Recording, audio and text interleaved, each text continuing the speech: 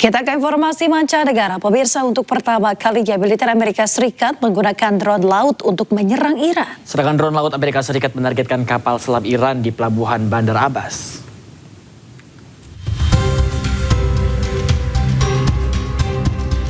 Amerika Serikat mengerahkan sejumlah drone laut Saronic Crosshair untuk menyerang pelabuhan Bandar Abbas di Iran. Sentral Komando Amerika Serikat mengklaim baru pertama kali menggunakan drone laut tersebut untuk menyerang Iran. 3 drone Saronic Crosshair menargetkan kapal selam dan fasilitas perawatan kapal selam.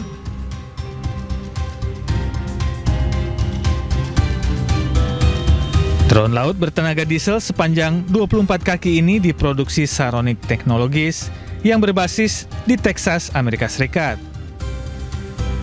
Pada Juni 2026 lalu, drone laut ini pernah berjasa menyelamatkan 2 pilot helikopter Apache Amerika Serikat yang jatuh di Teluk Persia. Di sisi lain, pihak Amerika menyatakan bahwa telah menyelesaikan serangan udara ke Iran.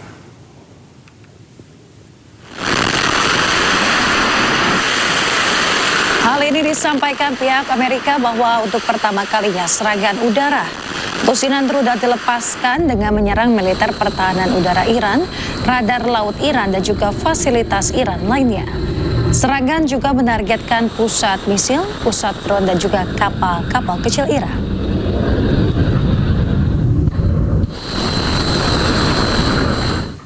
Pemirsa, markas militer Iran terbakar pasca diserang bom oleh tentara Amerika.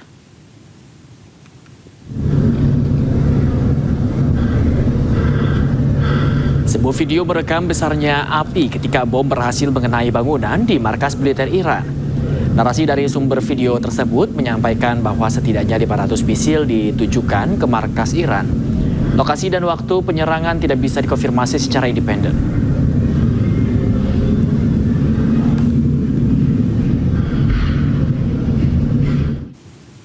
Amerika Serikat terus melancarkan serangannya ke Iran. Kali ini mereka menargetkan fasilitas militer hingga umum yang berada di Iran.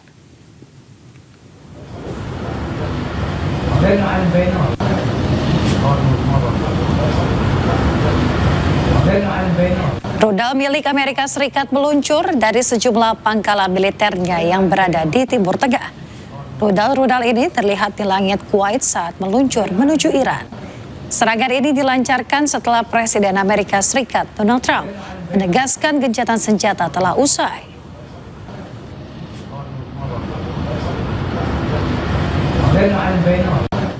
Pemirsa, Amerika Serikat kembali melancarkan serangan ke kota-kota Iran yang berada di sekitar Selat Hormuz. Serangan menargetkan bangunan strategis seperti pembangkit listrik dan sekitar penyimpanan nuklir Iran. Salah satu target serangan Amerika Serikat adalah Pulau Qassim di Iran. Seorang pejabat Amerika Serikat mengkonfirmasi adanya serangan keras terhadap sistem rudal, pertahanan udara Iran hingga kapal-kapal cepat IRGC di sekitar Selat Hormuz. Serangan pun semakin intens dalam beberapa jam terakhir. Pulau Qassim adalah lokasi strategis yang menjaga pintu masuk Teluk Persia. Pulau ini juga dipenuhi dengan pangkalan militer dan infrastruktur penting.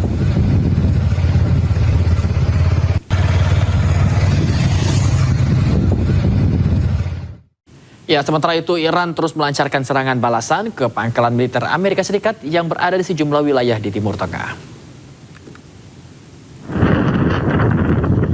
Pemirsa, 3 rudal balistik Iran menghantam sistem rudal darat milik Amerika Serikat yang berada di Kuwait. Serangan ini adalah balasan Iran atas serangan udara Amerika Serikat terhadap Bandar Abbas dan juga Pulau Qassim. Situasi pun semakin memanas. Kuwait dan koalisi bersiap untuk merespon. Sementara ketegangan di Selat Hormuz yang merupakan jalur minyak vital dunia terus meningkat.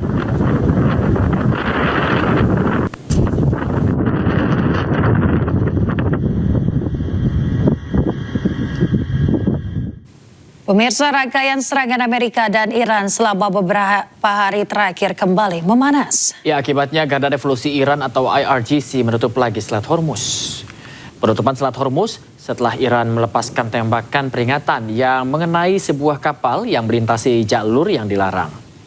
Garda Revolusi Iran atau IRGC menyebut Selat Hormuz akan tetap ditutup hingga berakhirnya campur tangan Amerika Serikat di Iran.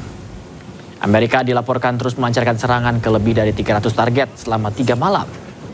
Sebagai tanggapan, Iran melancarkan serangan balasan ke fasilitas militer Amerika di Kuwait, Bahrain, dan Yordania.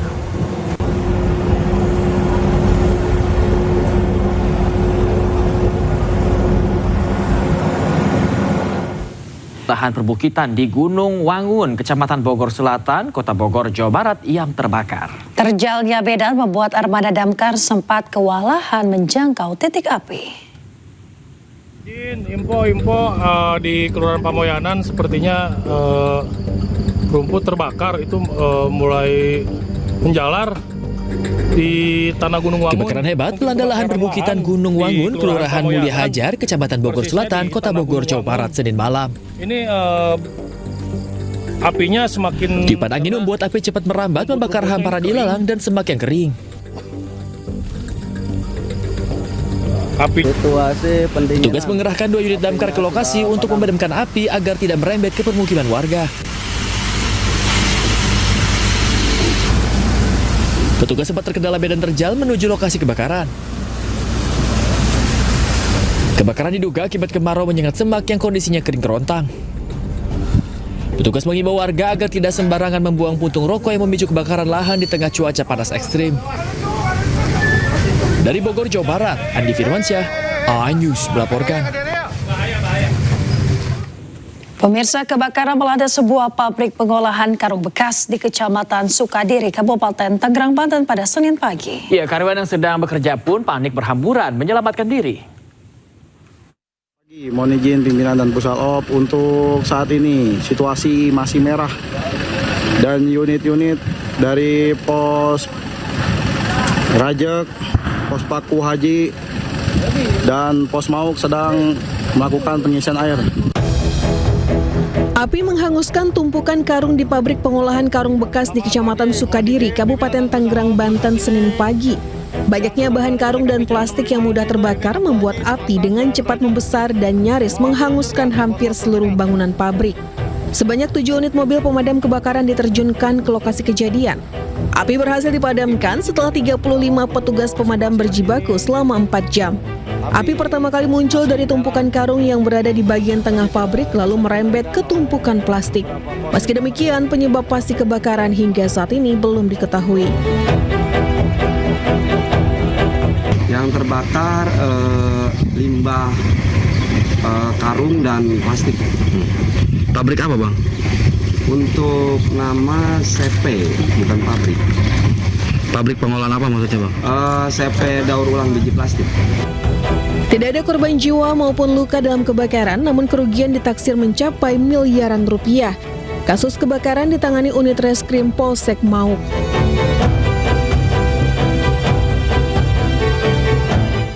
Seorang remaja diamuk massa setelah diduga terlibat menyerang warga di Kota Makassar, Sulawesi Selatan. Polisi kesulitan mengevakuasi remaja tersebut dari kepungan warga.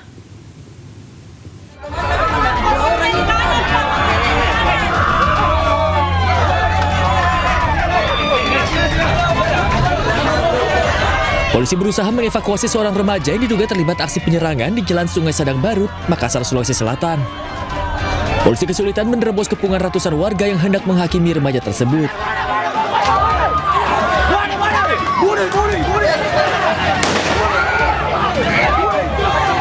Polisi pun terpaksa melepaskan tembakan peringatan ke udara untuk menghalau massa yang mengejar hingga ke mobil patroli. Remaja tersebut berhasil diamankan di Mapolres Makassar untuk penyelidikan lebih lanjut. Dari hasil interogasi awal, pelaku mengaku datang bersama 20 orang untuk menyerang warga di kawasan Sungai Sadang Baru. Aksi penyerangan tersebut diredam warga dan menangkap pelaku. Sementara rekan pelaku berhasil kabur. Hingga kini polisi masih melakukan penyelidikan dan memburu rekan pelaku yang diduga terlibat dalam rencana penyerangan tersebut. Dari Makassar, Sulawesi Selatan, Syahrul Adiaksa, iNews melaporkan. Ya pemirsa, kita ke informasi berikutnya di mana warga desa Menduran, Berarti Gerobokan Jawa Tengah terlibat bentrok dengan ratusan oknum anggota perguruan silat. 1 sepeda motor dibakar sementara sejumlah kendaraan dan barang milik warga dirusak.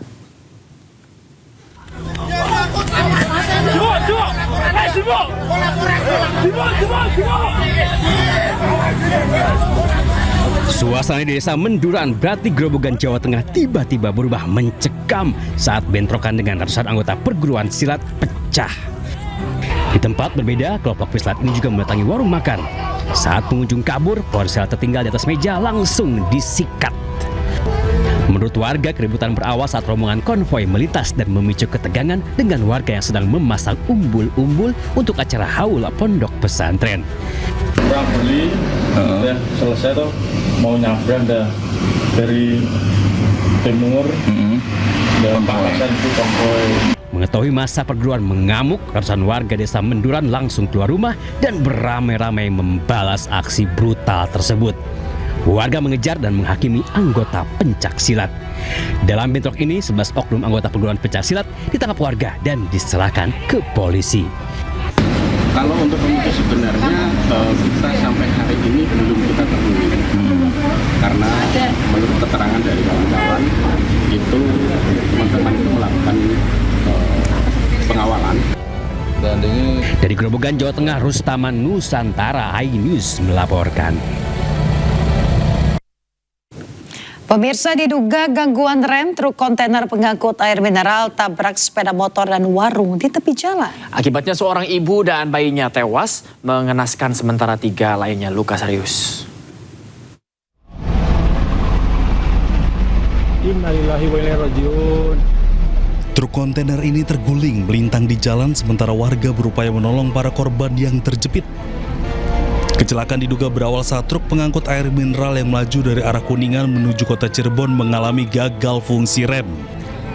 Truk hilang kendali masuk ke jalur berlawanan hingga menghantam satu keluarga yang mengendarai sepeda motor. Truk baru terhenti setelah menghancurkan warung sebelum akhirnya terbalik. Seorang ibu dan bayinya tewas di tempat, sementara sang ayah dan anak lainnya luka parah dan dilarikan ke Rumah Sakit Umum Gunung Jati. Indikasi truk angkutan air mineral dari arah Kuningan menuju kota Cirebon, dan di mana informasi rem blong, jadi menabrak warung di jalan. Petugas Satlantas Polresta Cirebon langsung mengevakuasi korban, melakukan olah tempat kejadian perkara, serta menyelidiki penyebab pasti kecelakaan. Dari Cirebon, Jawa Barat, Toy Iskandar, iNews melaporkan. Ketahuan mencuri, seorang IRT ditangkap warga di Warakas, Tanjung Priok, Jakarta Utara. Ya, sebelum diamankan warga, pelaku menceburkan diri ke aliran kali.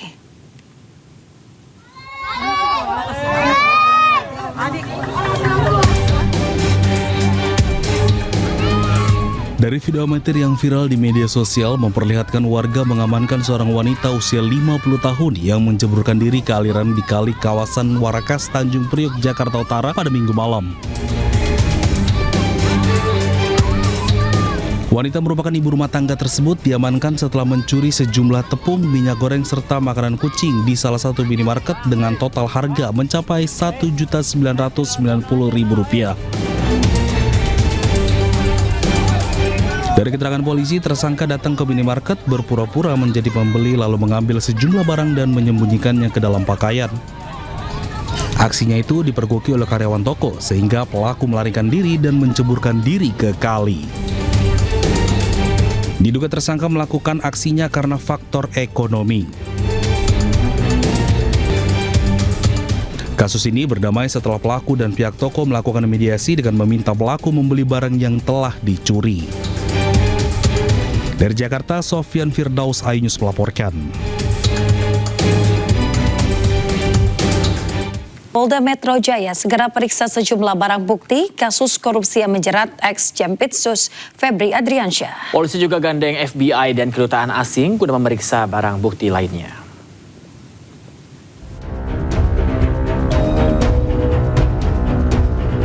Tim penyidik gabungan melakukan uji laboratorium terhadap barang bukti 74 kg keping emas yang disita dalam penangkapan perkara dugaan tindak pidana korupsi dan tindak pidana pencucian uang yang menjerat ex-Jampitsus Febri Adriansyah.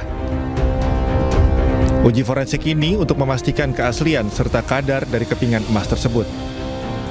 Polda Metro Jaya juga berkolaborasi dengan pihak lain seperti FBI, Kedutaan Amerika Serikat dan Singapura, serta Bank Indonesia terkait barang bukti sejumlah mata uang asing. Ini ada uang USD, SGD, rupiah, termasuk emas batangan. Jadi nanti akan dilakukan uji terkait tentang Singapura dolar, US dolar dari FBI dan Kedutaan Amerika, termasuk dari Kedutaan Singapura dan Bank Indonesia. Kami akan sampaikan pada teman-teman sekalian secara berkala. Tadi dari teman kita dari Pegadaian Pusat sudah menyampaikan, nanti hasilnya dari 74 lempeng ini akan disampaikan hasilnya kepada teman-teman sekalian. Ini merupakan suatu proses dalam penyerahan penanganan perkara lanjutan yang ditangani oleh Joint Investigasi kepada Kejaksaan Agung. Kolaborasi ini guna mempercepat transparansi dan akurasi tindak lanjut perkara. Pihak kepolisian menegaskan keterlibatan ahli sangat krusial dalam menentukan nilai komoditas barang bukti tersebut secara sah. Dari Jakarta, tim Liputan iNews melaporkan. Pemirsa, Kapolri Jenderal Listio Sigit Prabowo sambangi gedung Kejaksaan Agung RI. Ya, pertemuan Kapolri dan Jaksa Agung untuk memastikan soliditas kedua institusi negara tersebut. Pemirsa, Kapolri Jenderal Listio Sigit Prabowo menyambangi gedung Kejaksaan Agung Republik Indonesia pada Senin sore. Kedatangannya didampingi sejumlah pejabat utama Mabes Polri. Mobil iring-iringan Kapolri tiba di gedung Kejaksaan Agung sekitar pukul 15.25 waktu Indonesia Barat dan disambut hangat Jaksa Agung ST Burhanuddin. Setibanya di lokasi, rombongan Kapolri langsung masuk ke gedung utama dan menggelar pertemuan tertutup. Usai pertemuan, Jaksa Agung dan Kapolri memastikan soliditas Kejaksaan Agung dan Mabes Polri terlepas dari isu yang berkembang saat ini. Kami mendapatkan kehormatan, dan sebenarnya ini adalah bukan program baru, ini adalah program lama. Ya, kemudian dan kami juga, saya dengan Pak Kapolri, tapi teman-teman jangan berpikir kami ini rival, kami ini adalah versus, tidak. Jadi kami sejak dulu kami sudah mengenal secara pribadi beliau. Kemudian kami sama-sama, saya jadi Jaksa Agung, beliau jadi Kapolri. Kemudian jangan juga berpikir karena ada hal-hal sesuatu kemarin, ini adalah silaturahmi yang biasa kami lakukan dan kami selalu berpikir bagaimana perbaikan ke depan lagi. Itulah yang tadi kami bicarakan. Kami mendapatkan kehormatan diterima untuk bisa bersilaturahmi dan beraudiensi terkait dengan beberapa hal yang tadi kita bicarakan untuk bagaimana ke depan antara kejaksaan dan kepolisian sebagai satu ikatan aparat. Ya, pemirsa, Polri segera limpahkan barang bukti kasus korupsi ex-Jampitsus Febri Adriansyah ke Kejaksaan Agung. Pelimpahan barang bukti akan dilakukan usai kepolisian melimpahkan perkara yang menjerat Febri Adriansyah tersebut ke Kejaksaan Agung.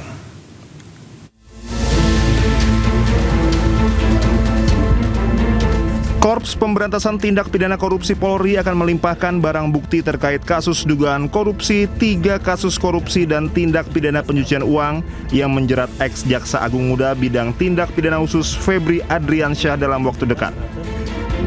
Kabak Ops Kortas Tipikor Polri Kombes Ahmad Yusuf Afandi mengatakan pihaknya akan segera melimpahkan barang bukti kasus korupsi yang menjerat ex-Jampitsus Febri Adriansyah serta pihak swasta Don Rito ke pihak Kejaksaan Agung.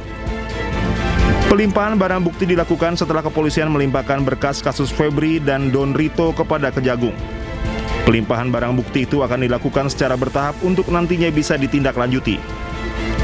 Sebelumnya, Febri Adriansyah ditetapkan menjadi tersangka dalam perkara kasus dugaan tindak pidana korupsi dan tindak pidana pencucian uang. Penetapan itu diumumkan bersamaan dengan pelimpahan penanganan 3 perkara dari Polri kepada Kejaksaan Agung. Ketiga kasus tersebut yakni dugaan korupsi batubara, Asabri, dan Krakatau Steel. Selain Febri, ada juga tersangka lain yang ditetapkan yakni Don Rito. Penetapan tersangka dilakukan setelah penyidik memeriksa 15 saksi, 2 orang ahli, serta melakukan penggeledahan di sejumlah lokasi. Tim Liputan iNews melaporkan. Pemirsa, pasca ditetapkan sebagai tersangka Sabtu lalu, keberadaan mantan Jampitsus Febri Adriansyah tidak diketahui. Ya, namun Kejagung pastikan Febri masih di Indonesia dan dalam pengawasan penyidik.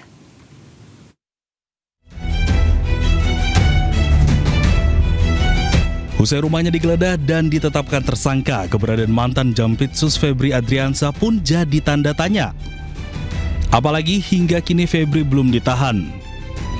Namun Kepala Pusat Penerangan Hukum Kejaksaan Agung Anang Supriyatna memastikan Febri berada di Indonesia.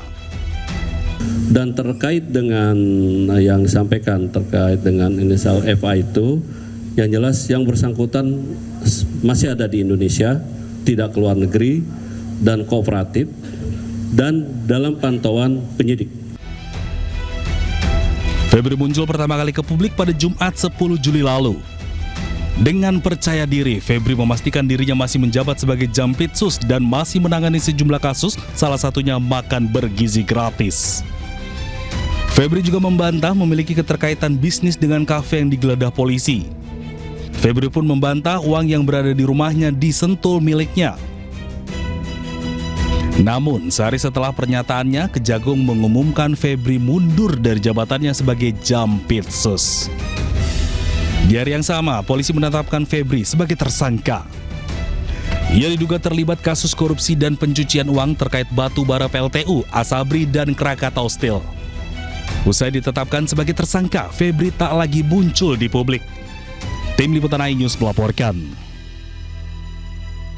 Pemirsa, selain yakin ada tersangka baru, ahli hukum pidana Abdul Fikar Hajar meyakini ada aktor intelektual di balik mega korupsi yang menjerat ex-Jampitsus Febri Adriansyah. Ya, hal tersebut diyakini dari besaran nilai barang bukti yang ditemukan.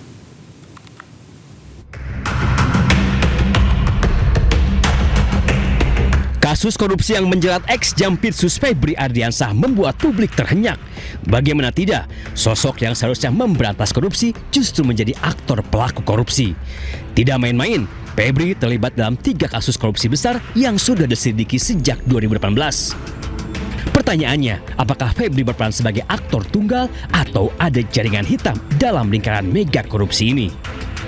Ahli hukum pidana Abdul Fikar Hajar menyebut sangat mustahil ex-Jampitsus itu bermain kotor sendirian. Kemungkinan besar ada aktor intelektual yang bertugas mengendalikan tangan Febri. Fikar juga yakin tersangka dalam mega korupsi ini akan terus bertambah. Ia mendesak Kejagung membongkar seluruh jaringan hitam di balik kasus yang menjerat mantan Jampitsusnya. Tetapi sangat mungkin juga umpamanya ada pengendali lain. Nah, pengendali itu bisa bersifat struktural karena jabatan, bisa juga karena hubungan bisnisnya, hubungan uangnya, ya, hubungan ekonomisnya. Ya, orang ini bisa mengatur Febri dari luar umpamanya karena kemampuan ekonominya, ya, mengendalikan Febri. Nah, jadi sangat mungkin intelektual dadar itu berkembang kedua arah itu. Sementara Ketua Komisi 3 DPR RI Habibur Rahman menyatakan pengalihan kasus ex-Jampitsus Febri Adriansyah dari Polri ke Kejaksaan Agung hanya penyerahan dan bukan pelimpahan. Namun Komisi 3 berencana meminta masukan langsung dari Mahfud MD terkait kasus Febri Adriansyah. Kami ini anggota DPR bukan hanya berkepentingan untuk bicara, tapi kami justru harus mendengar, termasuk masukan dari Pak Mahfud. Apakah sudah sesuai dengan KUHP atau belum? Ya, kalau menurut Pak Mahfud belum sesuai dengan KUHP, ya mungkin kami juga akan undang Pak Mahfud. Ya, kami akan dengar pendapat beliau, kan beliau profesor. Ya, kita tentu soal keilmuan harus banyak belajar dari beliau. Kalau menjadi masukan ya akan kami teruskan. Ya, jadi kita belum sampai kesimpulan itu, Pak. Memang itu bukan pelimpahan sebagaimana rangkaian hukum acara pidana dari penyidik ke penuntut. Ya, itu bukan, itu penyerahan penanganan perkara dari institusi namanya polisi, Polri, Bareskrim Kortas ke institusi lain, kejaksaan. Kita soal melanggar nggak melanggar KUHP kita tunggu masukan ya dari teman-teman Pak Mahfud. Tapi ada sisi-sisi yang saya sampaikan tadi, ya. Sisi-sisi bahwa kita menghindari gesekan antar lembaga. Ini nggak ada di KUHP, tapi ini adalah masalah real yang harus kita pecahkan saat ini. Pemirsa, sebelumnya ex-Menko Polka Mahfud MD curiga pada pelimpahan kasus ex-Jampitsus Febri Adriansyah dari Korps Tindak Pidana Korupsi Polri ke Kejaksaan Agung. Menurut Mahfud, mekanisme tersebut tidak dikenal dalam hukum acara pidana. 1. Dengan dialihkannya kasus yang tersangkanya belum diperiksa oleh penyidik Polri ini, maka tersangka Febri Adriansyah bisa mengajukan pra-peradilan dan mungkin saja menang karena dia dijadikan tersangka tanpa diperiksa lebih dulu, kemudian kasusnya dialihkan ke kejaksaan, bukan dilimpahkan. Kalau dilimpahkan itu secara hukum benar, tapi harus diperiksa dulu. Yang kedua, mungkin saja Febri tidak mengajukan pra-peradilan, tetapi kejaksaan sengaja memperlambat kelanjutan penyidikan, bahkan bisa mementahkan beberapa bagiannya, sehingga masalahnya terlokalisir pada. Pemirsa, kami mengucapkan selamat menunaikan ibadah sholat subuh bagi Anda yang menjalankan di wilayah Jakarta dan sekitarnya. Kini kita ke informasi berikutnya, pemirsa. Setelah ex-Jampitsus ditetapkan sebagai tersangka korupsi dan pencucian uang, DPR didesak untuk segera mengesahkan RUU perampasan aset. Dengan disahkannya RUU perampasan aset, maka negara mudah mengambil alih harta hasil korupsi.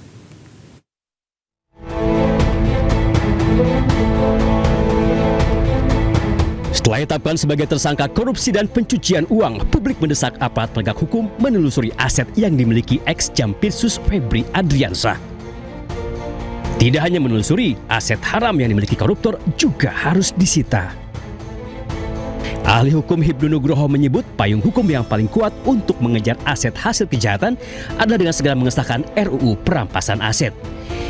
Hibnu menyebut dengan sahnya RUU perampasan aset, maka semua aset hasil korupsi bisa diambil alih oleh negara. Terhadap kasus Pak Febri yang ditemukan emas, itu emasnya dari mana? Perolehnya dari apa? Dalam tindakan apa? Itu sangat bisa ditentukan. Kalau memang tidak bisa menjelaskan dalam pemilikan, bisa dirampas oleh negara. Demikian juga uangnya. Itu milik siapa? Kepentingannya apa? Buktinya apa? Tanah demikian juga, tanahnya dari mana, miliknya siapa, kepentingan apa. Disitulah yang sebetulnya kalau kita ingin mengadopsi undang-undang perampasan aset di negara-negara menlo, itu sudah bisa. Tapi tampaknya pemerintah masih hati-hati melakukan perumusan tindak pidana perampasan aset. Sayangnya sejak usulan Undang-Undang Perampasan Aset digulirkan tahun 2008 lalu, hingga kini DPR belum juga mengesahkannya. Belakangan justru muncul isu jika RUU Perampasan Aset telah dikeluarkan dari program prioritas 2026 dengan alasan melanggar hak asasi manusia. Ketua Komisi 3 DPR RI Habibur Rahman menepisnya. Menurut politisi Partai Gerindra itu, hingga kini DPR masih terus berjuang untuk mengesahkan RUU Perampasan Aset. Jadi nggak benar kalau ada hoax di media massa, ada meme-nya juga, tapi kebanyakan dari akun anonim mengatakan DPR menolak pengesahan RUU perampasan aset. Faktanya ini udah 3 masa sidang ini kita terus gaspol RDPU ya, terus membahas ya pembentukan undang-undang perampasan aset ini. Febri Adriansyah ditetapkan sebagai tersangka korupsi untuk 3 kasus besar. Uang 476 miliar rupiah dan 74 kg emas ditemukan di rumahnya. Dalam laporan harta kekayaan penyelenggara negara atau LHKPN, ex-Jampitsus Febri Adriansyah hanya tertera 18,26 miliar rupiah, sementara jumlah uang tunai yang disita 30 kali lipat dari harta yang dilaporkan. Tim Liputan iNews melaporkan. Dalam laporan harta kekayaan penyelenggara negara atau LHKPN, ex-Jampitsus Febri Adriansyah yang menjadi tersangka dalam dugaan korupsi dan TPPU hanya tertera 18,26 miliar rupiah.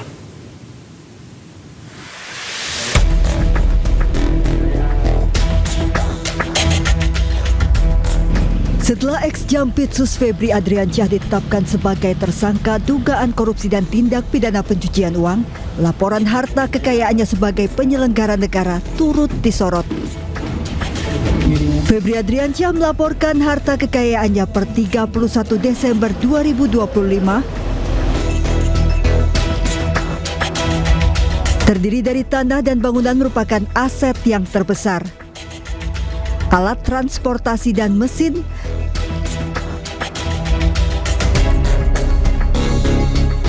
harta bergerak lainnya,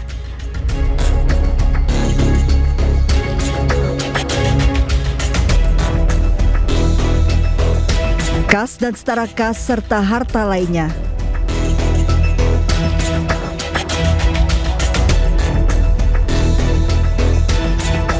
Namun tercantum Febri tidak punya utang sehingga total harta yang dilaporkannya hanya 18,26 miliar rupiah.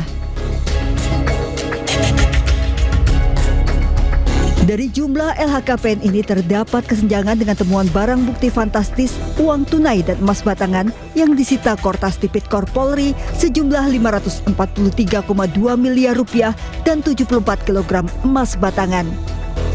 Dengan uang tunai yang disita saja jumlahnya 30 kali lipat dari harta yang dilaporkan, belum termasuk emas batangan. Meski Febri menyebut barang bukti yang disita ada pemiliknya. Sementara dalam konferensi pers di Kejaksaan Agung sebelum mengundurkan diri, Febri mengakui rumah di Sentul yang digeledah merupakan rumah pribadinya. Namun ternyata rumah ini tidak terdaftar dalam LHKPN. Yang kedua tentang rumah Sentul, ya, itu memang rumah pribadi Jampisus yang sudah sejak lama. Itu bisa dilihat bagaimana proses kepemilikan sejak awal. Pada pelaporan berkala terdapat kenaikan kekayaan setelah menjabat sebagai Jampitsus dari tahun 2022 sebesar 6,3 miliar rupiah menjadi 18,26 miliar rupiah di 2023. Namun tahun 2024 dan 2025 hartanya tidak terdapat perubahan, tetap 18,26 miliar rupiah. Dari Jakarta, tim liputan iNews melaporkan. Satgas Penertiban Kawasan Hutan PKH serahkan pilihan nama pengganti Febri Adriansyah kepada pihak Kejaksaan Agung. Setelah mundur dari jabatan Jampitsus, jabatannya sebagai Ketua Pelaksana Satgas PKH juga berakhir.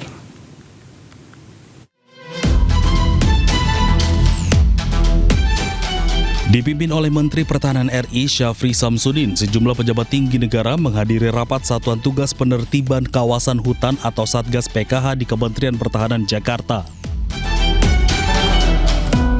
Sejumlah pejabat anggota Satgas PKH diantaranya Panglima TNI Jenderal Agus Subianto, Jaksa Agung ST Burhanuddin, Kepala Badan Pengawasan Keuangan dan Pembangunan atau BPKP Muhammad Yusuf Atek tiba di Gedung Kemhan RI sekitar pukul 10 waktu Indonesia Barat. Rapat yang berlangsung tertutup ini digelar setelah Febri Adriansyah mengundurkan diri dari jabatannya sebagai Jaksa Agung Muda Tindak Pidana Khusus atau Jampitsus pada 11 Juli lalu. Febri mengakhiri jabatannya sebagai Ketua Pelaksana Satgas PKH seiring dengan berakhir masa jabatannya sebagai Jampitsus. Pihak Satgas PKH memastikan dinamika hukum yang menjerat Febri Adriansyah tidak akan mengganggu pelaksanaan tugas maupun pencapaian target Satgas. Organisasi, prinsip organisasi dari Satgas itu adalah ada badan pengarah, ada badan pelaksana. Semuanya diatur dengan prinsip-prinsip organisasi. Jadi dan kendali dari pelaksanaan tugas-tugas yang ada di pelaksana dan di pengarah itu ada dilaporkan dan disampaikan kepada Presiden. Nama Jampitsus Febri Adriansyah menjadi sorotan publik usai menjadi tersangka dalam penyidikan 3 perkara dugaan korupsi oleh Korps Pemberantasan Tindak Pidana Korupsi Polri. Dari Jakarta, tim liputan iNews melaporkan. Kita ke informasi lain, pemirsa. Polda Metro Jaya klaim penanganan kasus Roy Suryo sudah sesuai dengan ketentuan hukum yang berlaku. Pihak kepolisian menegaskan penahanan terhadap Roy Suryo sah secara hukum.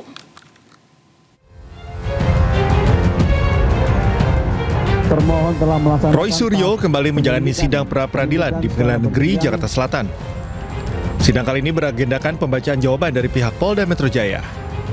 Sidang pra-peradilan ini terkait dengan penetapan status tersangka Roy Suryo dalam kasus dugaan fitnah dan pencemaran nama baik mengenai tudingan ijazah palsu Presiden ke-7 RI Joko Widodo. Kami ini berjuang tetap untuk membongkar ijazah Jokowi, ya, dan tidak ada boleh mengatasnamakan rakyat tapi dengan memenggal kepala orang lain atau mengorbankan orang lain. Kalau mau berjuang, penjarakan saya, bukan penjarakan klien saya.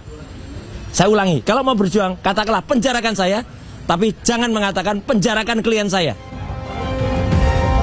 Dalam jawabannya, pihak Polda Metro Jaya menegaskan seluruh proses penyelidikan dan penyidikan telah dilaksanakan sesuai ketentuan KUHAP. Polda Metro Jaya menyatakan telah mengantongi 3 alat bukti yang sah, yaitu keterangan 21 orang saksi, surat dan petunjuk, serta keterangan 26 ahli, sehingga penetapan Roy Suryo sebagai tersangka dinilai telah memenuhi ketentuan hukum.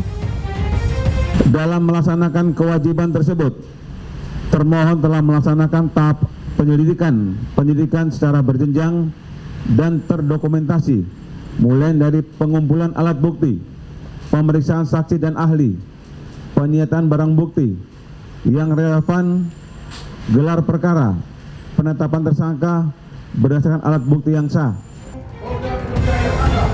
Sidang pra-peradilan akan dilanjutkan dengan agenda penyampaian replik dan duplik dari masing-masing pihak sebelum majelis hakim menjatuhkan putusan.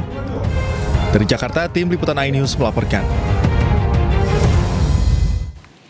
Pemirsa, senada dengan Polda Metro Jaya, Kejaksaan Negeri Jakarta Selatan meminta hakim tolak permohonan Roy Suryo. Kejari Jakarta Selatan menilai gugatan yang diajukan salah sasaran. Ketentuan peralihan batu uji terhadap tindakan penyidik dan hukum. Dalam jawaban yang dibacakan di hadapan hakim, Kejari Jakarta Selatan menjelaskan penetapan tersangka maupun penerbitan surat perintah penyidikan merupakan kewenangan penyidik Polda Metro Jaya. Karena itu pemirsa, Kejaksaan tidak memiliki kewenangan untuk membatalkan ataupun mempertanggungjawabkan status tersangka yang dipersoalkan oleh Roy Suryo. Kejari juga menilai penarikan institusinya sebagai termohon merupakan kekeliruan subjek hukum. Selain itu, Kejari mengungkapkan berkas perkara Roy Suryo telah resmi dilimpahkan ke Pengadilan Negeri Jakarta Timur pada 23 Juni 2026. Dengan pelimpahan tersebut, status hukum Roy Suryo berubah menjadi terdakwa.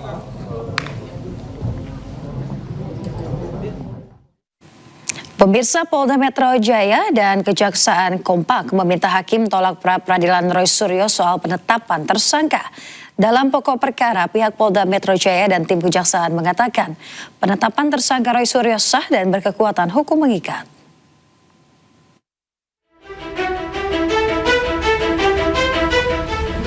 Polda Metro Jaya dan Kejari Jakarta Selatan membacakan jawabannya atas permohonan pra-peradilan Roy Suryo kaitan sah tidaknya penetapan tersangka dalam kasus ijazah mantan Presiden Republik Indonesia Joko Widodo.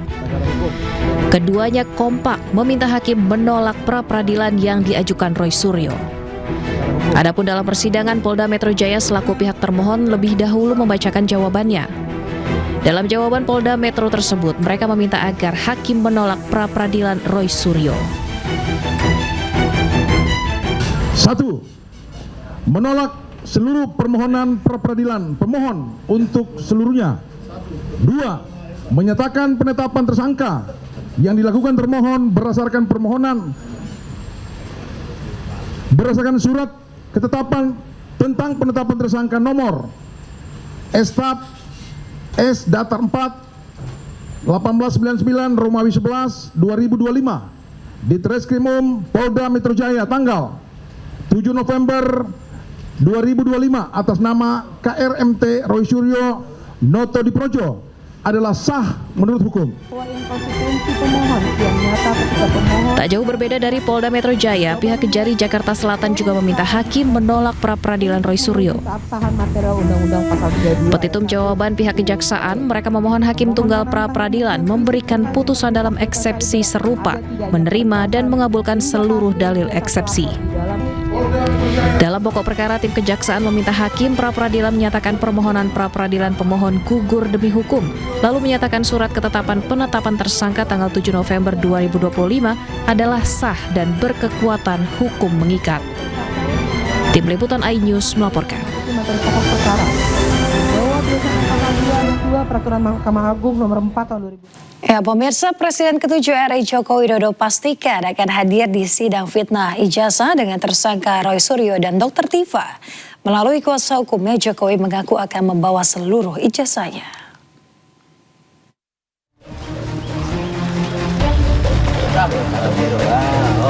Kuasa hukum Joko Widodo Yakub Hasibuan mendatangi kediaman Jokowi di Sumber, Solo, Jawa Tengah untuk berdiskusi mengenai perkembangan kasus fitnah ijazah. Yakub mengungkap kepastian Presiden ke-7 Joko Widodo akan hadir langsung di sidang. Jokowi akan hadir di sidang di tahap pembuktian pencemaran nama baik dengan tersangka Roy Suryo dan Dr. Tifa. Jokowi juga memastikan akan membawa serta seluruh ijazahnya. Jadi kita update kira-kira timeline seperti apa, persiapan untuk Pak Jokowi kan ingin hadir nanti di persidangan untuk membawa ijazah-ijazah dari SD, SMP, dan ijazah yang sudah disita SMA dan UGM. Jadi hanya sharing-sharing, update-update perkembangan, dan tentunya sampai hari ini Pak Jokowi juga masih firm bahwa beliau akan hadir di persidangan. Meskipun sudah memastikan hadir, namun waktu pasti akan bergantung pada pengaturan dari Majelis Hakim dan Penuntut Umum.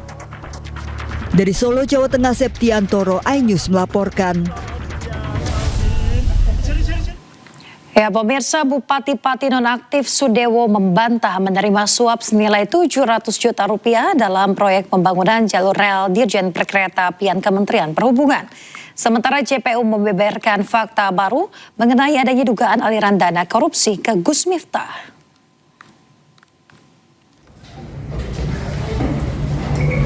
Pemirsa, sidang lanjutan dugaan korupsi Bupati Pati nonaktif Sudewo kembali digelar di Pengadilan Tipikor Semarang, Jawa Tengah. Petugas mengawal ketat jalannya persidangan. Sidang beragendakan keterangan saksi dari pihak jaksa penuntut umum. Dalam sidang, salah satu saksi mengungkapkan adanya dugaan aliran dana korupsi ke Gus Miftah. Sementara itu, Sudewo membantah menerima suap sebesar 700 juta rupiah. Dari sana kita dapat informasi bahwa uang-uang itu beredar sampai jauh. Salah satunya kepada Gus Miftah. Senilai kurang lebih berapa tadi? 100 juta ya? 100 juta rupiah. Semoga itu jadi catatan kita semua bahwa uangnya mengalir sampai jauh. Terkait tindakan apa yang kami lakukan, kami belum bisa memutuskan hari ini, kami akan lapor ke pimpinan.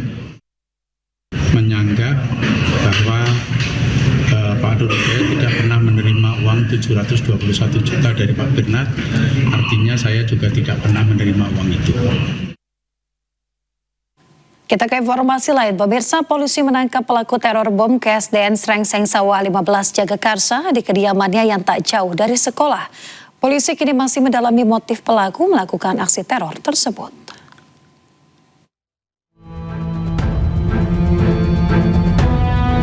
Inilah detik-detik penangkapan terduga pelaku peneror bom ke sebuah sekolah dasar negeri Srengseng Sawah 15 Jagakarsa, Jakarta Selatan pada Senin pagi tadi.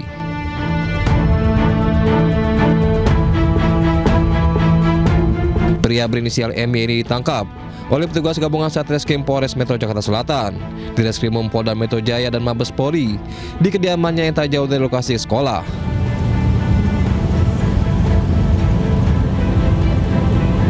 Dari hasil penangkapan, polisi juga menyita barang bukti satu buah telepon genggam yang diduga digunakan untuk melakukan aksi teror. Polisi masih mendalami motif aksi teror pelaku. Untuk pelaku, satu orang inisial MY beralamat di sekitar lokasi kejadian sekolah, itu sudah diamankan. Saat ini ada di Polres Metro Jakarta Selatan, masih dalam pendalaman dari penyidik terkait tentang motif, tujuan dari yang bersangkutan. Kami juga menghimbau kepada seluruh masyarakat untuk kita lebih bijak, karena kita ingin kegiatan pendidikan, dunia pendidikan ini dalam kondisi yang nyaman. Dan ini akhirnya dengan adanya teror itu, sekolah dipulangkan.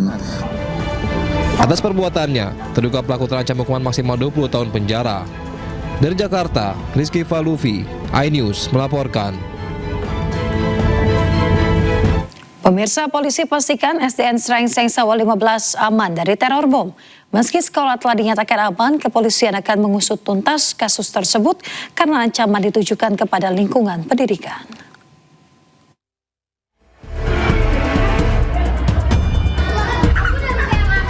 Seluruh siswa Sekolah Dasar Negeri Srengseng Sawah 15 Jagakarsa, Jakarta Selatan terpaksa dipulangkan setelah seorang guru menerima ancaman teror bom melalui pesan singkat dari orang tidak dikenal Senin pagi. Teror diterima saat seluruh siswa dan guru sedang menggelar upacara bendera di hari pertama tahun ajaran baru. Dalam pesan singkat dari nomor yang tidak dikenal, peneror mengaku akan meledakkan lingkungan sekolah dan sudah menyiapkan 11 titik ledakan lain. Densus 88 Anti Teror Polri dan tim Gegana melakukan penyisiran di Sekolah Dasar Srengseng Sawah 15 Jakarta Selatan. Kepolisian memastikan SDN Srengseng Sawah 15 Jagakarsa, Jakarta Selatan dalam kondisi aman setelah penyisiran selama sekitar 4 jam. Kapolsek Jagakarsa, Kompol Nurmadewi mengatakan penyisiran dilakukan bersama tim Gegana Densus 88 BNPT serta unit anjing pelacak. Hasilnya tidak ditemukan benda mencurigakan di area sekolah.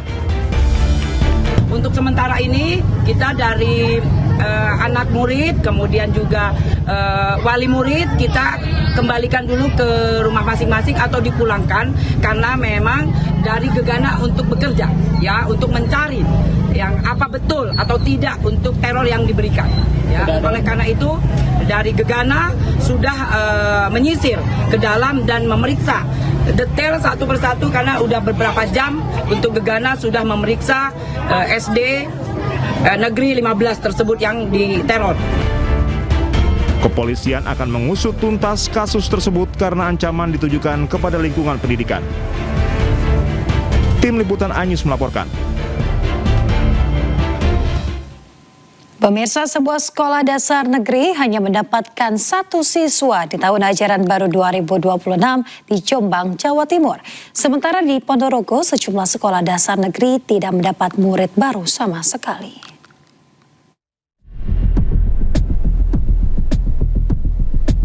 Inilah suasana belajar siswa kelas 1 SD Negeri Mojong Apit di Jombang, Jawa Timur. Di tahun ajaran baru 2026, sekolah ini hanya mendapatkan 1 siswa. Pihak sekolah akan berusaha memulihkan kepercayaan masyarakat agar mau menyekolahkan anaknya di SDN Mojong Apit 3 dengan adanya penambahan guru. Inilah sekolah dasar negeri Nailan Ponorogo, ruang kelas 1 dan kelas 2 kosong tanpa siswa. Sebab tahun 2026 ini tidak mendapatkan siswa baru. Selain SDN Nailan, 4 SD negeri lain di Ponorogo juga ada yang tidak mendapatkan siswa baru. Rencananya, sekolah dasar negeri yang kekurangan murid akan digabung dengan SD negeri lainnya. Dari Jombang dan Ponorogo, Jawa Timur, Mukhtar Bagus, Ahmad Subeki, iNews melaporkan. Pemerintah didorong meningkatkan besaran biaya satuan pendidikan nasional. Peningkatan dana BOS tersebut diharapkan mampu meningkatkan mutu pendidikan yang lebih merata di tanah air. Optimalisasi harga satuan pendidikan yang layak dan berkeadilan dibahas dalam Seminar Nasional Pendidikan Fraksi Partai Golkar yang digelar di Jakarta. Ketua Fraksi Partai Golkar DPR RI, M. Sarmuji, mengatakan hasil kajian Golkar menunjukkan kebutuhan biaya pendidikan yang layak mencapai sekitar 18 juta rupiah per siswa per tahun. Sementara dana BOS yang diberikan pemerintah sekitar 900 ribu rupiah per siswa per tahun untuk sekolah dasar. Nantinya usulan peningkatan dana BOS akan dibahas dalam revisi Undang-Undang Sistem Pendidikan Nasional. Diharapkan peningkatan anggaran pendidikan mampu meningkatkan mutu pendidikan yang lebih merata di Indonesia. 900 ribu itu untuk jenjang SD ya, untuk jenjang SD. Untuk SMA lain lagi untuk SMA. Tapi semangatnya ya tadi, semangatnya ayo kita review secara jujur supaya kita bisa mendapatkan gambaran yang lebih sebenarnya. Ya nanti kita sisipkan dan ininya sudah ada sebenarnya.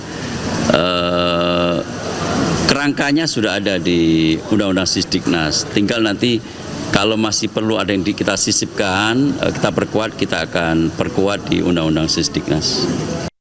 Pemirsa, kebakaran hutan melanda ratusan hektar lahan di Prancis. Akibat insiden ini, pemirsa, transportasi di sekitar lokasi terganggu.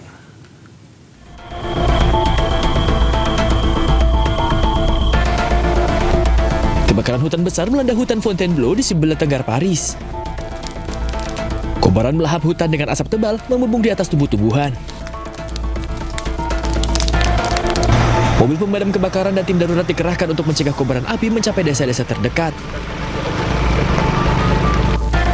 Awal kebakaran terjadi pada Minggu malam di dekat Noisy-sur-École sebelum menyebar ke seluruh pegunungan Trois Pignons.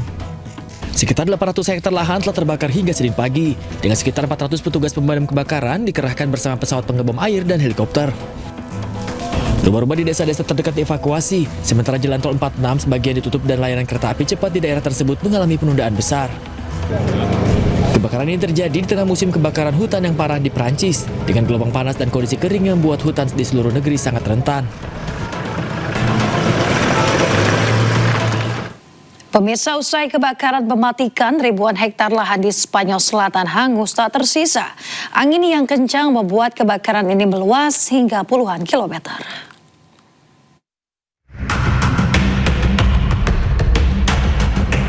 Citra udara menunjukkan skala kehancuran akibat kebakaran hutan mematikan di Los Galardos, Spanyol Selatan. Terlihat hamparan lahan luas terkena dampak kobaran api dengan jelaga memenuhi seluruh permukaan. Kebakaran yang menghanguskan sekitar 7.000 hektar telah meluas hingga sekitar 40 km akibat angin yang kencang. 12 orang tewas akibat insiden ini. Sementara 1.000 warga yang masih mengungsi telah diizinkan untuk kembali ke rumah secara bertahap. Petugas pemadam kebakaran terus bekerja untuk mencegah munculnya wabah baru, mengamankan perimeter, dan menemukan titik api yang tersisa. Garda Sipil terus menyelidiki penyebab kebakaran yang diduga akibat kabel listrik yang putus. Meski demikian, penyebab insiden ini masih belum ditetapkan secara resmi. Pemirsa, kebakaran hebat melanda sebuah bar padat pengunjung di kawasan Chatuchak, Bangkok, Thailand, menyebabkan sedikitnya 27 orang tewas dan 73 orang terluka.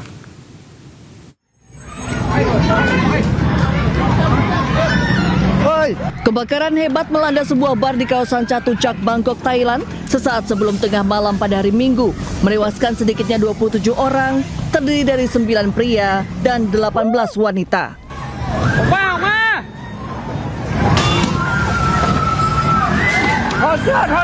Sementara 73 orang lainnya terluka, termasuk 25 orang yang dirawat di ruang perawatan intensif. Banyak korban ditemukan di toilet tanpa jendela di bagian belakang gedung, tempat mereka diyakini melarikan diri saat api dan asap tebal menyebar ke seluruh bangunan. Kobaran api berhasil dipadamkan sekitar setengah jam kemudian, sementara penyebabnya masih dalam penyelidikan. Pemirsa, cuaca buruk yang melanda sebagian wilayah Filipina mengakibatkan banjir dan juga longsor. Selain kerusakan, bencana ini menewaskan sedikitnya 10 orang.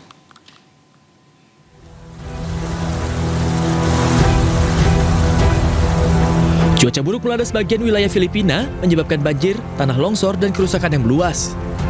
Aliran air berlumpur yang deras menerjang sebuah jembatan hingga ambruk di Provinsi Iloilo. Penjaga pantai Filipina menyelamatkan 19 orang yang terjebak banjir ini. Cuaca buruk juga menyebabkan longsor terjadi. Sedikitnya 10 orang dikonfirmasi tewas akibat longsor. Tim penyelamat di Filipina Selatan menemukan jenazah para korban dekat membawa kantong jenazah melintasi lereng bukit berumput menuju helikopter. Hujan lebat yang terkait dengan monsun barat daya telah menghantam sebagian Mindanao dan Visayas dengan topan Inday juga mempengaruhi kondisi cuaca di seluruh wilayah tersebut. Operasi pencarian dan penyelamatan terus berlanjut. Siklon dahsyat membawa hujan lebat, badai petir, dan angin kencang ke wilayah Moskow dan Saint Petersburg. Kilatan petir yang menerangi langit malam di Venesia Utara, Rusia. Menurut pakar pusat cuaca, beberapa wilayah di Rusia tengah mengalami curah hujan setara 1 bulan dalam sehari. Angin kencang juga menumbangkan puluhan pohon dan pemadaman listrik terjadi di beberapa permukiman. Akibat cuaca buruk ini, lebih dari 150 penerbangan tertunda atau dibatalkan di bandara ibu kota.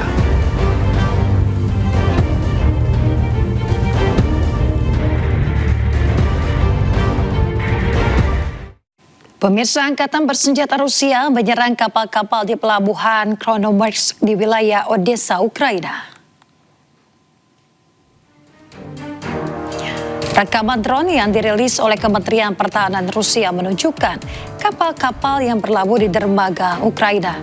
Drone Rusia Kiran Force Seeker menyerang sebuah kapal penangkap ikan yang diduga telah dimodifikasi untuk meluncurkan perahu tanpa awak. Rusia juga menyerang serta sebuah kapal patroli Ukraina, sebuah feri dan juga sebuah kapal kargo.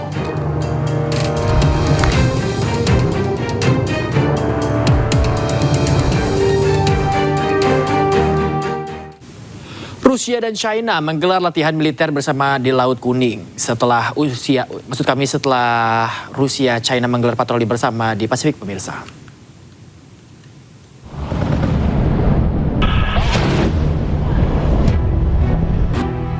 Kapal-kapal Angkatan Laut Cina dan Rusia berlayar dalam formasi saat latihan militer bersama di Laut Kuning.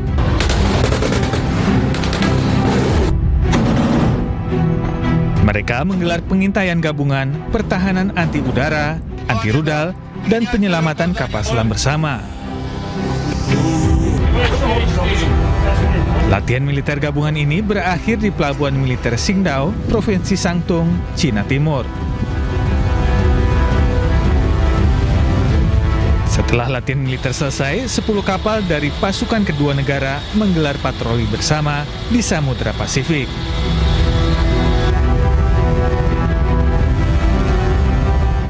Kita beralih ke informasi dalam negeri, pemirsa. Seorang remaja diamuk massa setelah diduga terlibat menyerang warga di Kota Makassar, Sulawesi Selatan. Polisi kesulitan mengevakuasi remaja tersebut dari kepungan warga.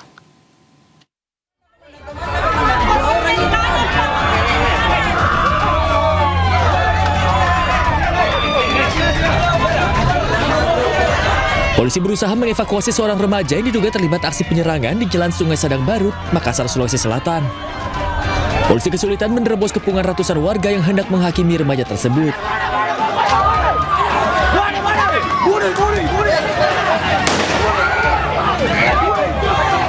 Polisi pun terpaksa melepaskan tembakan peringatan ke udara untuk menghalau massa yang mengejar hingga ke mobil patroli. Remaja tersebut berhasil diamankan di Mapolres Makassar untuk penyelidikan lebih lanjut. Dari hasil interogasi awal, pelaku mengaku datang bersama 20 orang untuk menyerang warga di kawasan Sungai Sadang Baru. Aksi penyerangan tersebut diredam warga dan menangkap pelaku, sementara rekan pelaku berhasil kabur. Hingga kini polisi masih melakukan penyelidikan dan memburu rekan pelaku yang diduga terlibat dalam rencana penyerangan tersebut. Dari Makassar, Sulawesi Selatan, Syahrul Adiaksa, A-News melaporkan. Lahan perbukitan di Gunung Wangu di Kecamatan Bogor Selatan, Kota Bogor, Jawa Barat terbakar, pemirsa. Terjalnya akses membuat armada damkar sempat kewalahan menjangkau titik api. Info di Kelurahan Pamoyanan sepertinya rumput terbakar itu mulai menjalar di tanah Gunung Wangun. Kebakaran hebat melanda lahan perbukitan Gunung Wangun, Kelurahan Mulia Hajar, Kecamatan Bogor Selatan, Kota Bogor, Jawa Barat, Senin malam. Ini apinya semakin... Tiupan angin membuat api cepat merambat, membakar hamparan ilalang dan semak yang kering.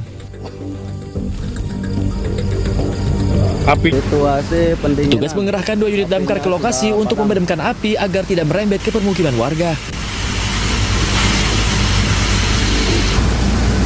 Petugas sempat terkendala medan terjal menuju lokasi kebakaran. Kebakaran diduga akibat kemarau menyengat semak yang kondisinya kering kerontang. Petugas mengimbau warga agar tidak sembarangan membuang puntung rokok yang memicu kebakaran lahan di tengah cuaca panas ekstrim. Dari Bogor, Jawa Barat, Andi Firmansyah, A-News melaporkan. Untuk pertama kalinya militer Amerika Serikat menggunakan drone laut untuk menyerang Iran. Ya, serangan drone laut Saronic Corsair menargetkan kapal selam Iran di pelabuhan Bandar Abbas.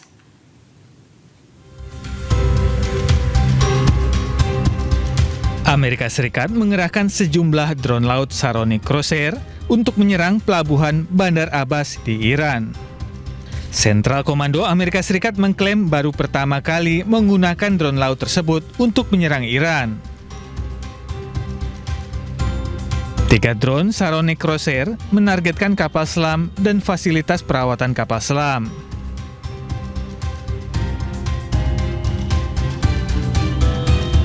Drone laut bertenaga diesel sepanjang 24 kaki ini diproduksi Saronic Technologies yang berbasis di Texas, Amerika Serikat.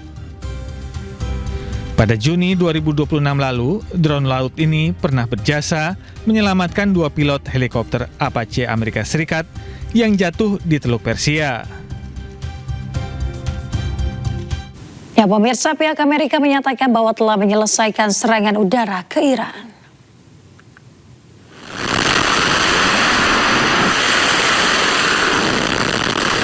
Hal ini disampaikan pihak Amerika bahwa untuk pertama kalinya serangan udara dilancarkan pemirsa, di mana lusinan rudal dilepaskan dengan menyerang militer pertahanan udara Iran, radar laut Iran, dan fasilitas Iran lainnya. Serangan juga menargetkan pusat misil, pusat drone, dan kapal-kapal kecil Iran.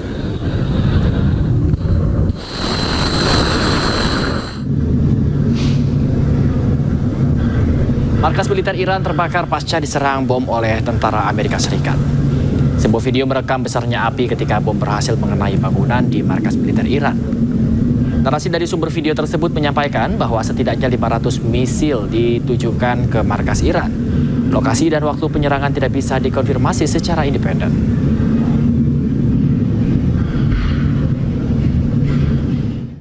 Sementara itu, Iran terus melancarkan serangan balasan ke pangkalan militer Amerika Serikat yang berada di sejumlah wilayah di Timur Tengah. Pemirsa, 3 rudal balistik Iran menghantam sistem rudal darat milik Amerika Serikat yang berada di Kuwait. Serangan ini adalah balasan Iran atas serangan udara Amerika Serikat terhadap Bandar Abbas dan juga Pulau Qasem. Situasi pun semakin memanas. Kuwait dan koalisi bersiap untuk merespon.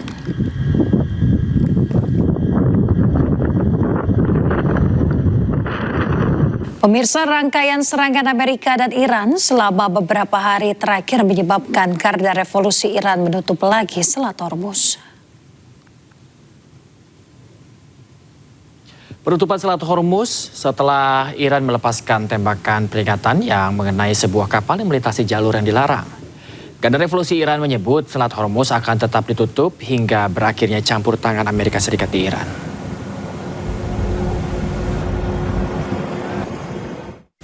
Pejuang Houthi di Yaman menembakkan sejumlah rudal ke Arab Saudi. Aksi ini merupakan balasan atas serangan jet tempur Arab Saudi ke bandar udara di Sanaa, Yaman.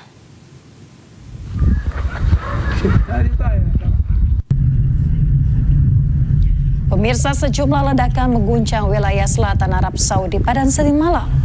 Serangan ini bahkan diduga kuat telah menghancurkan sebuah kilang minyak Arab Saudi.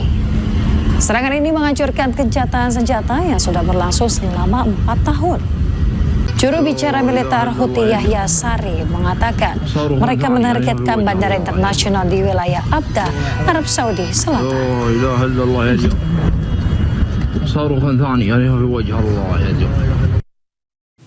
Pemirsa, sebelumnya militer Arab Saudi merudal Bandar Udara Internasional Sanaa, Yaman. Hal ini dilakukan setelah pesawat komersial Iran berencana akan mendarat di Sanaa, Yaman. Sejumlah ledakan terjadi di Bandar Udara Internasional Sanaa di Yaman. Sejumlah pesawat jet tempur Arab Saudi diketahui melepaskan sejumlah rudal ke bandara yang dikuasai Houthi tersebut. Pemerintah Yaman yang didukung Arab Saudi mengklaim bertanggung jawab atas serangan terhadap bandar udara Sanaa. Sedangkan ini terjadi setelah mereka ingin mencegah pesawat Iran yang mendarat. Pesawat ini diketahui membawa delegasi Yaman yang pergi ke Teheran untuk menghadiri pemakaman pemimpin tertinggi Iran, Ali Khamenei.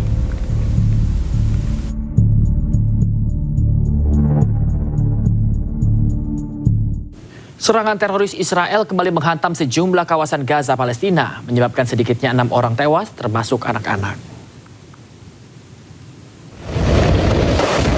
Pemirsa, serangan udara menyasar kawasan permukiman Haret Al-Rais, lingkungan Sabra, kota Gaza pada Minggu waktu setempat. Lebih dari 4 rudal dilaporkan menghantam secara beruntun satu blok permukiman di kawasan tersebut.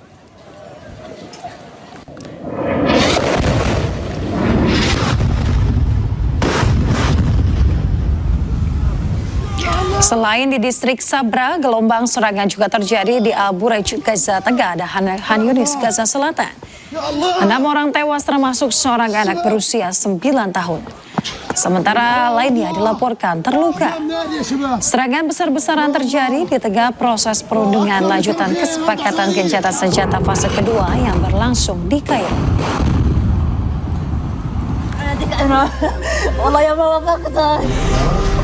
Pasca serangan, isak tangis mewarnai kepergian seorang gadis berusia 9 tahun, Tala Joma Abu Matar, yang tewas dalam serangan Israel di kamp pengungsi Nusairat di Gaza Selatan. Jenazah Tala kemudian dibawa ke rumah sakit Al-Aqsa di Deir al-Balah, tempat keluarga dan kerabat memberikan penghormatan terakhir.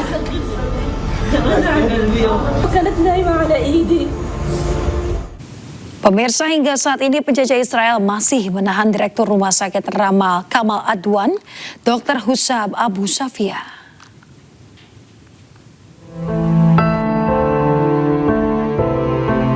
Inilah Samaher Abu Safia, saudara perempuan dari Dr. Hussam Abu Safia, Direktur Rumah Sakit Kamal Adwan di Gaza yang ditahan teroris Israel. Menurut Samaher, kondisi Dr. Hussam Abu Safia sangat memprihatinkan dan terancam meregang nyawa karena harus mengalami penyiksaan, kelaparan, dan pengabaian medis di penjara Zionis Israel.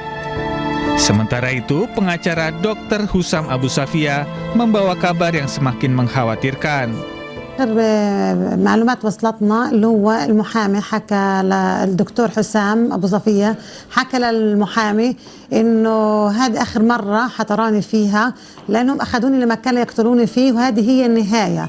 هذا آخر بيان معلومات. وفي كمان معلومات للدكتور حسام إنه المحامي شاف الدكتور حسام مضروب بوجهه بعينيه بجسمه، إنه مش قادر يتنفس، مش قادر يحكي، إنه بغمى إنه يعني قدام المحامي وقع على الأرض، فكان يعني وضعه صعب كتير. Sebelumnya, 27 Desember 2024, pasukan penjajah Israel menahan Dr. Hussam Abu Safia saat menyerbu rumah sakit Kamal Adwan di Gaza. Dr. Hussam Abu Safia ditahan tanpa dakwaan dan penahanannya berulang kali diperpanjang penjajah Israel.